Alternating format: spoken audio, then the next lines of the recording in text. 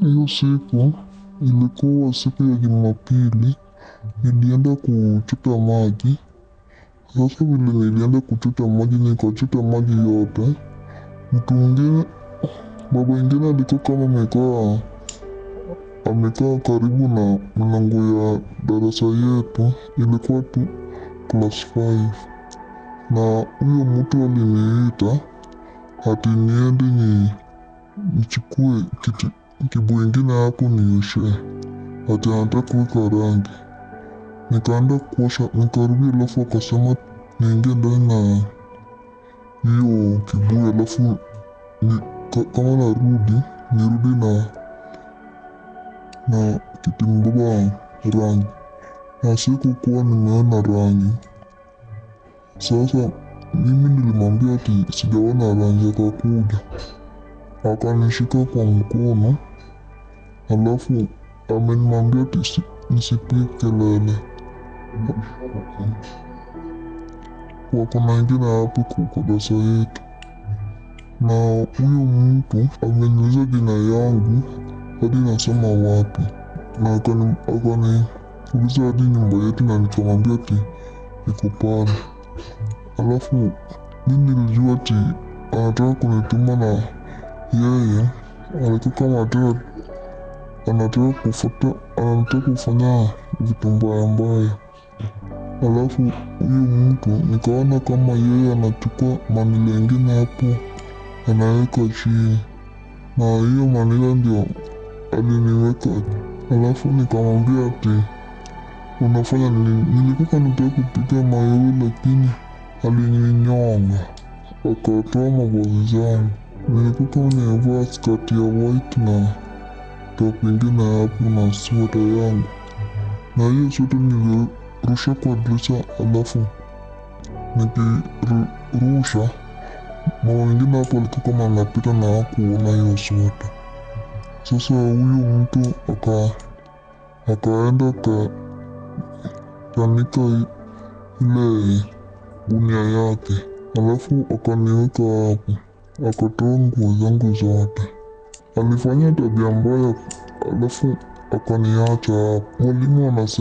Nasikia kama mwalimu anasema ni rape. Sasa alinirape. Alafu nikavaa nguo yangu, alafu nikakimbia nikienda kwa village elder. Anakujanga hadi huku Raburu kama kila kitu imefanyika huku. Anafanya kazi na polisi. Sasa nilienda nyumbani, kama nimeshamwambia village elder, nikaenda kumwambia baba yangu, na baba yangu alikuja hapo. Alafu yeye akapatia village elder pesa, akanipeleka hospitali, na tulianza tu na kuenda pale kwa ofisi ya wakina polisi. Hakupatikana, lakini mtu alipatikana hakufanya hiyo kitu.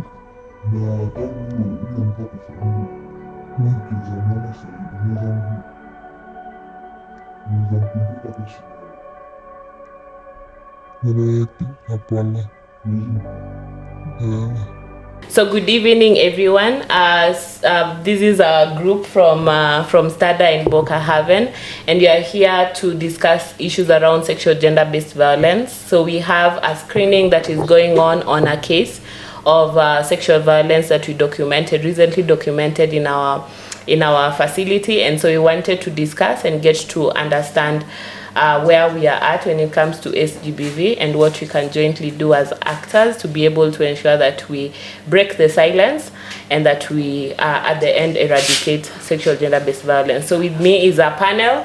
So I'll start from my far right. Kindly introduce yourself. Hello everyone, my name is Lydia Mandela. I work at Stada. I'm doing programs officer WASH. Thank you. Hello everyone, I'm Maureen Salim. I work at Stada as a communications officer. Hi everyone, I'm Rufin Olal, working for Boca Haven as a gender officer. Thank you, everyone. So I'm Patricia Orao. I didn't get to introduce myself, and I'm at STADA as well as the executive director. And so today we'll just start by understanding what it takes to document these stories, because all of us in this panel have been case managers at one point or the other, and the emotions that this story get from us is something that I wanted us to discuss, so that we get to understand what it takes to be a case manager and how these stories affect us even in our day-to-day life. So I'll begin with Lydia. Lydia has been a case manager for sexual gender-based violence in the past. So Lydia, what is your experience documenting these cases? Okay, sometimes when you go to the field and you meet the victims, you feel emotionally drained. You feel like you want justice to happen as soon as possible, because these victims, I don't want to call them victims because they are survivors, they are helpless. You find that even you go with hope that they'll find justice, but by the end of the day, something might happen in between the documenting the case and getting justice. And this is something that I wish change can be there, because it is really draining to the person who is doing the documentation and also to the survivor. Thank you very much, Lydia. And we all share in those different sentiments. I don't know about Rufin. Is there anything else that you can add around the emotions that you feel documenting these cases? Because the entire case management begins from the point where you document it to the point where justice is realized. How is the justice space looking like for women and girls? Do we get justice, or it's very rare to be able to get justice at the community?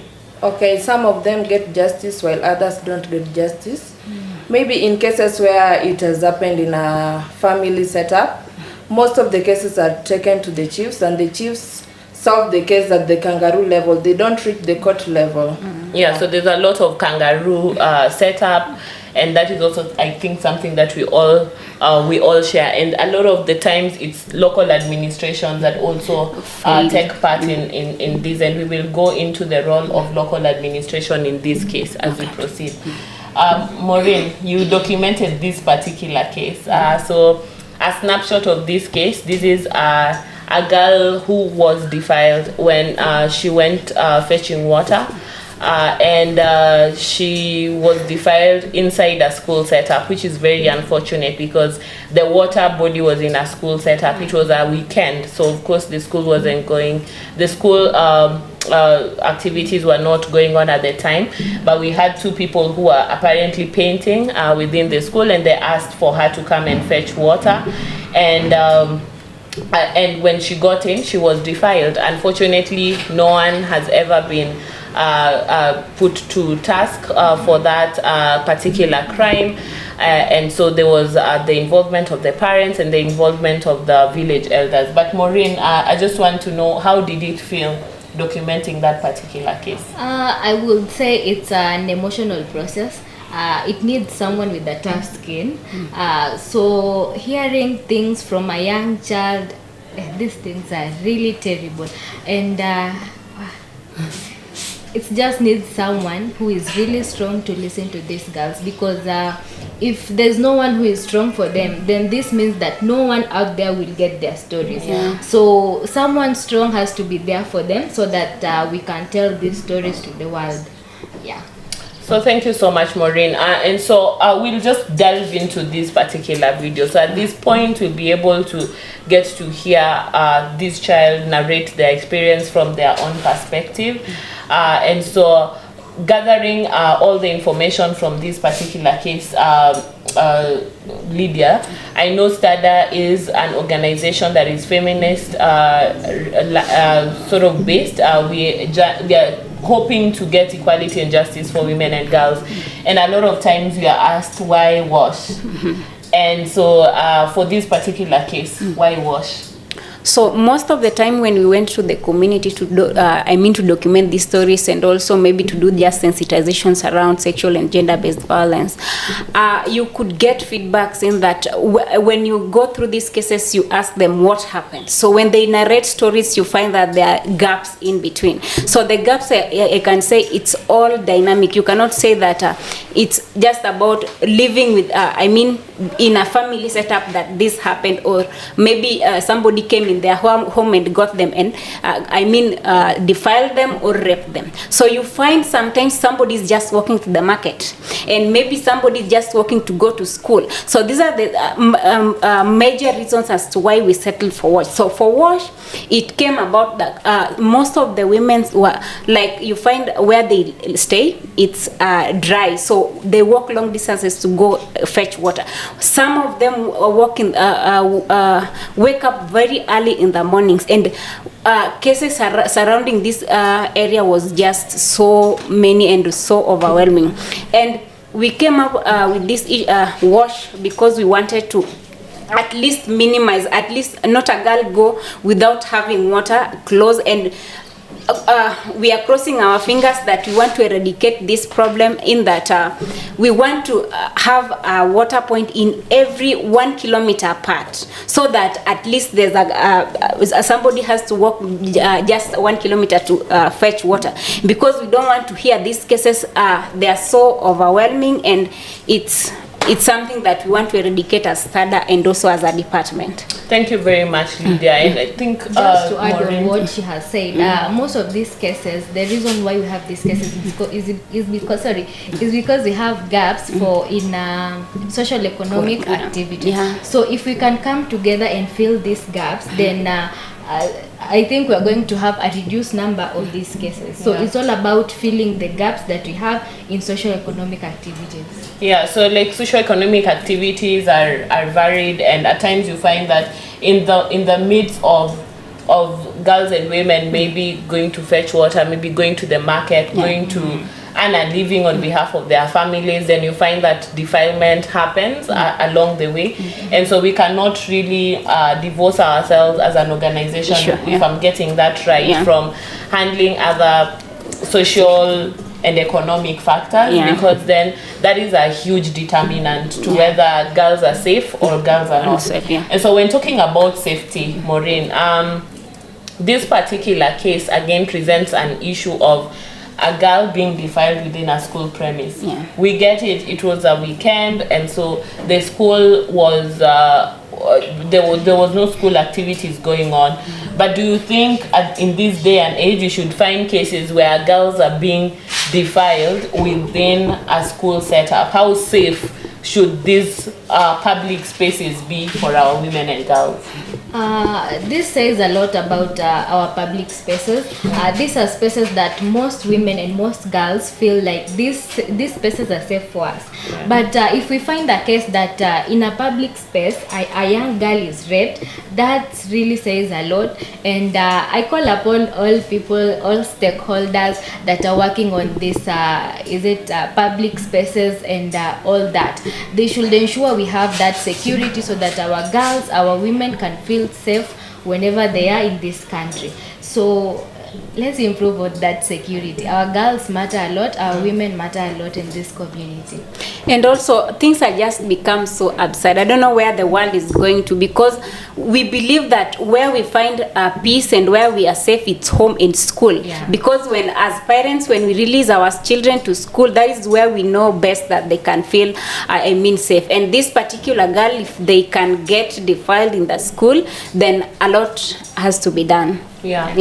So our public spaces generally need to be safe. But also talking about now leaving the space into the sector, the public sector. So we have a whole range of response that needs to go on. So when someone is defiled, we are hoping that no one gets defiled, roofing. But when a case like this happens, and you find that until now this particular girl has not accessed justice, and so there's a number of actors that she went through. So she went through the village elder, she went to the hospital, she went to the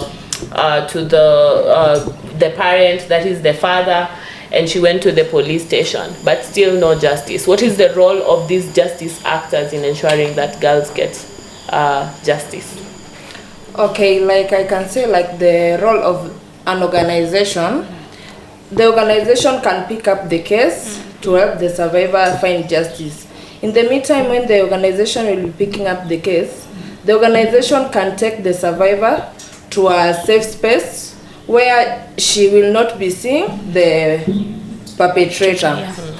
Also, I think the organizations or schools, most of the organizations should sensitize community members on matters of SGBV, because it's a common thing, it's happening daily. They should sensitize both community and the school so that they be aware of these things.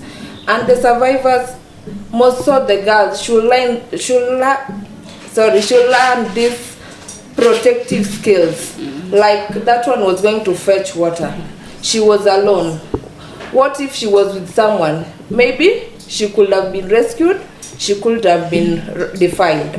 You should be working with someone when going at least to a place where you feel insecure.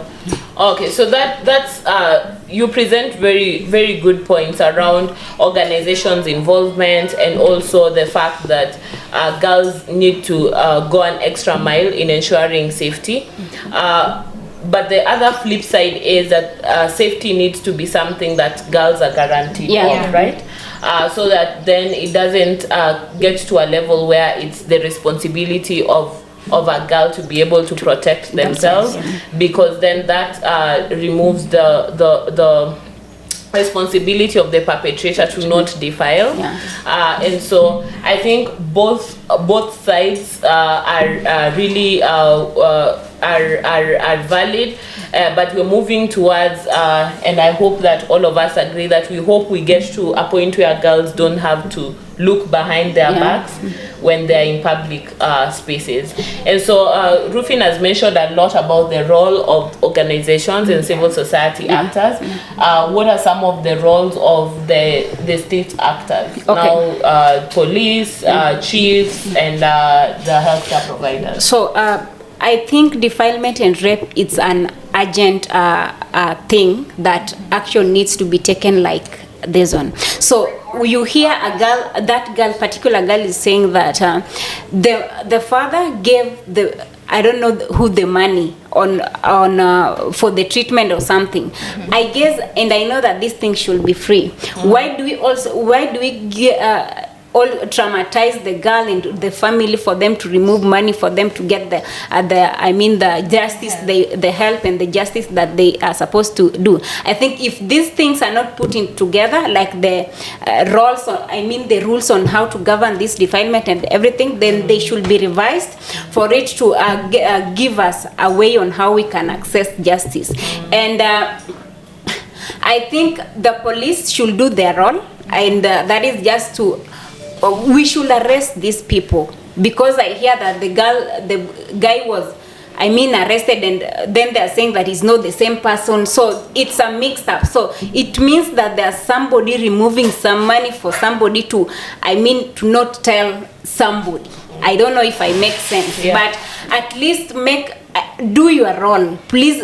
This is somebody's life. This is somebody's dignity. This is somebody's emotions. This is somebody who will live with this for the rest of their lives. Why do you take small money for you cannot pay this. You cannot exchange money for somebody's emotions. It's high time we just play our roles and also let's do our job. And Lydia presents very good points around making these services free. Because when it comes to now you charging for a service, then that ensures that other people, you lock a huge demographic of people who cannot be able to afford. So if I have to pay to be able to receive medical care, then that means I will not go to hospital. And then if I don't go to hospital, that means there will be no evidence. And you see, these cases have to be judged on beyond reasonable doubt.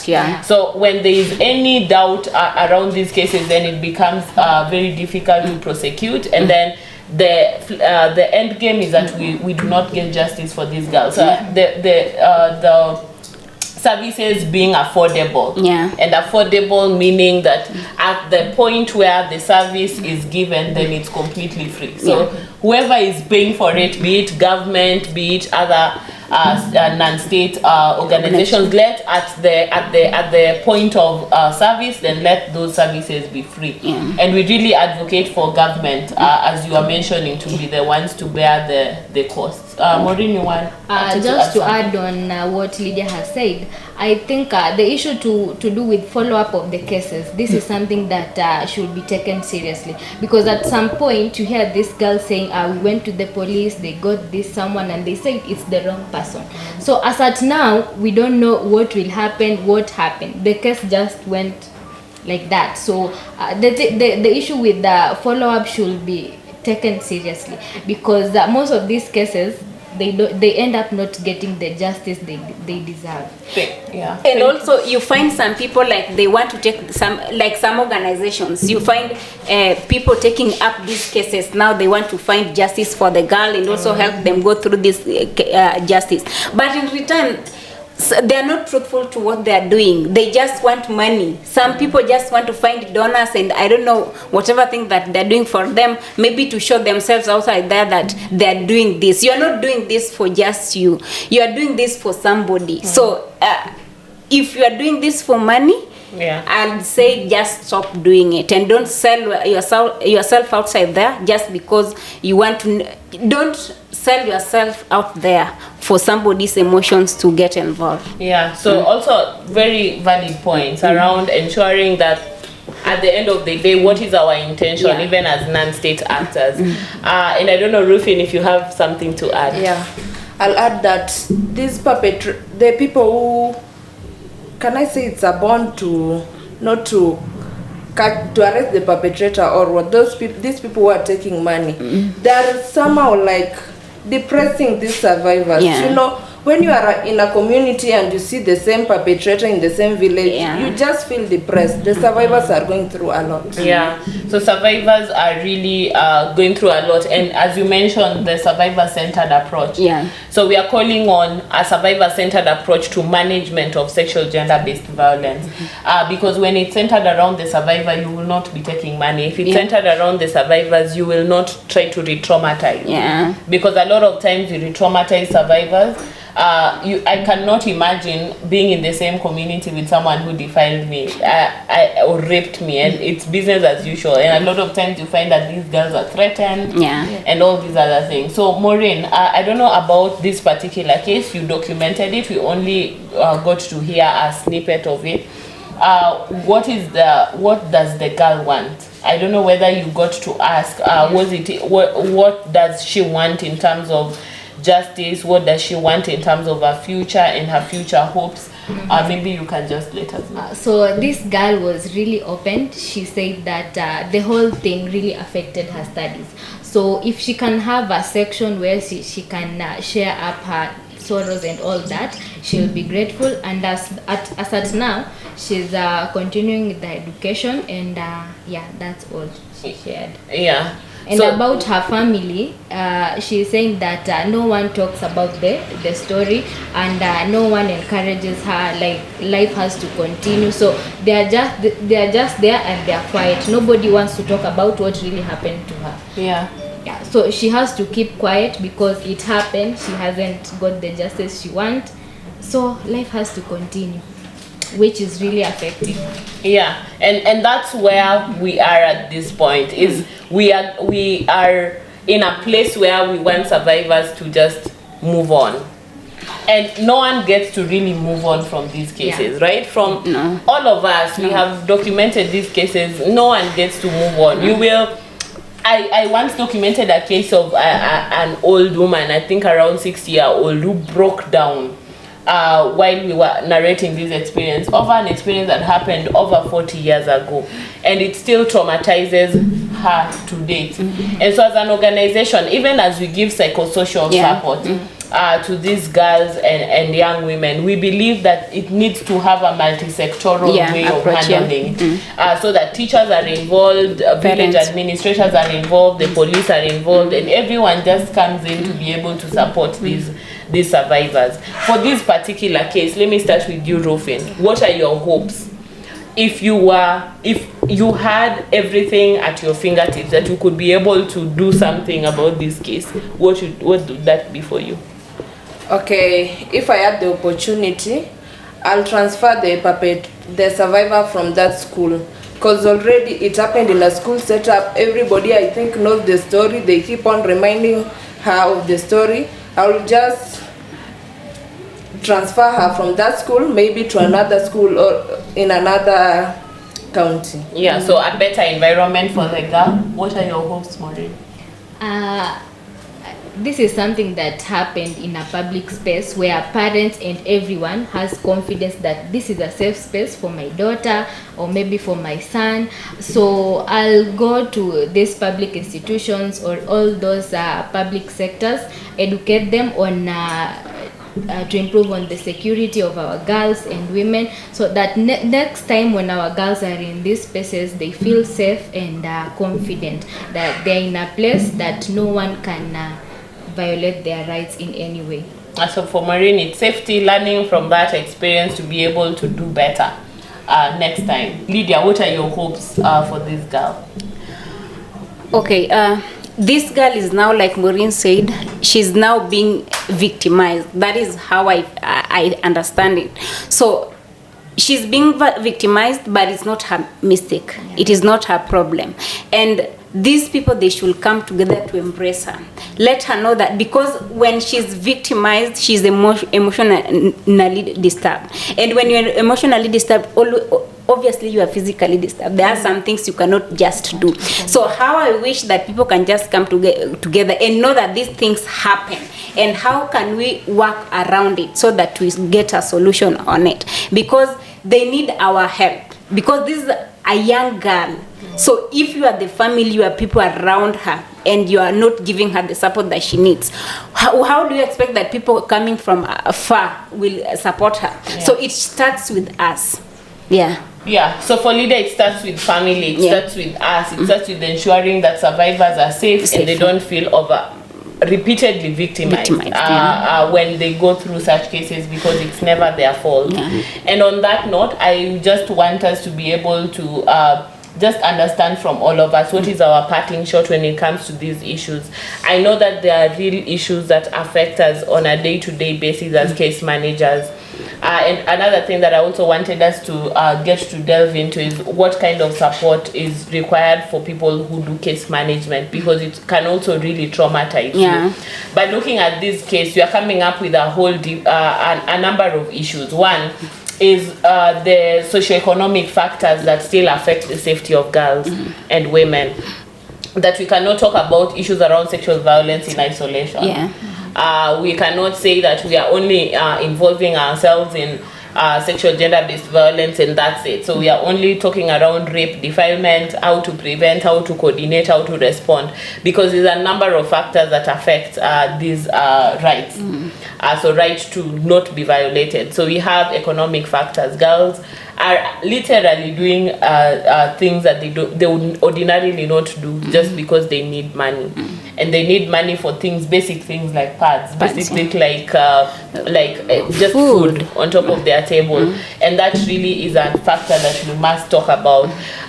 The issue of water, which a lot of times people don't see the connection, but in our communities, and we work in a rural setup, all of us, it's girls and women who fetch water. So when it comes to their rights around safety, we can see from this story that their safety is not always guaranteed when they go to fetch water. Their safety is always put under jeopardy in so many other different cases, when they're sent to the market, when they're sent to go and do stuff. And so that's also something that is really coming out from this story.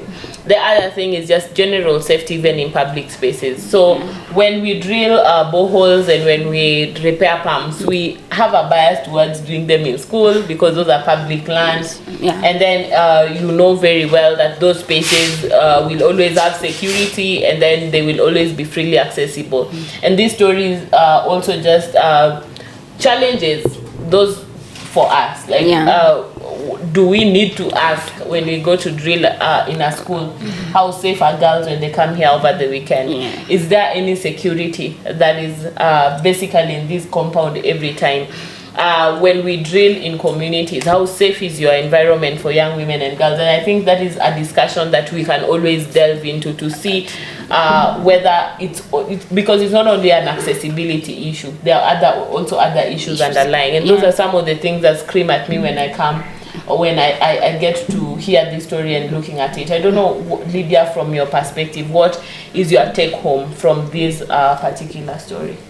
So my take home today is as we continue to do this like on my department, we do water sanitation and hygiene. I hope that we continue as an organization and also as a department. For I don't want to hear outside there that a girl from Nyando, and also we are planning to go maybe not just in Nyando, so that they don't get defiled, or a woman don't get raped because of this water issue, or maybe they went and got defiled because of sanitary towels issues. These are something that needs to stop as soon as today, as soon as now. Yeah. Thank you very much, Lydia. So it needs to stop. Yeah. Maureen, what is your take home?